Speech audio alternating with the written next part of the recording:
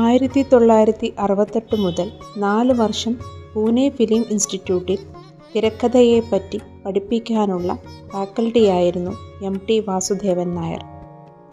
എം.ടിയുടെ തിരക്കഥകളുടെ പ്രത്യേകത കൊണ്ടാണല്ലോ തിരക്കഥ രചനാ പഠനത്തിനു തന്നെ അദ്ദേഹത്തെ ഫാക്കൽറ്റിയായി നിശ്ചയിച്ചത്. 1973 അദ്ദേഹം രചനയും ആദ്യമായി സംവിധാനവും നിർവഹിച്ച നിർമാല്യം ദേശീയ പുരസ്കാരം നേടുന്നത്. എം.ടി സിനിമകൾ ചെയ്തിട്ടുണ്ടെങ്കിലും തിരക്കഥ എന്ന സാങ്കേതത്തിൻ്റെ മാസ്റ്ററായിട്ടാണ് അദ്ദേഹം അംഗീകരിക്കപ്പെട്ടത്. ഇത്രയും ശില്പഭദ്രമായി തിരക്കഥ തയ്യാറാക്കുക എന്ന കല എം.ടി തന്നെയാണ് മലയാളിയെ പഠിപ്പിച്ചത് എന്നതാണ് അതിൻ്റെ കാരണം.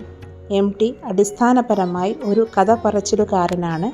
കഥ പറച്ചിലുകാരൻ്റെ അടിസ്ഥാന ഏകകം സാഹിത്യമാണ്. അളന്നു തൂക്കി സംസാരിക്കുന്ന മികച്ച പ്രഭാഷകൻ കൂടിയായ എം.ടി നാടകവും യാത്രാവിവരണവും ലേഖനങ്ങളുമൊക്കെ എഴുതിയിരുന്നുവെങ്കിലും അദ്ദേഹം അടിസ്ഥാനപരമായി മികച്ച കഥ പറച്ചിലുകാരൻ ആയിരുന്നു.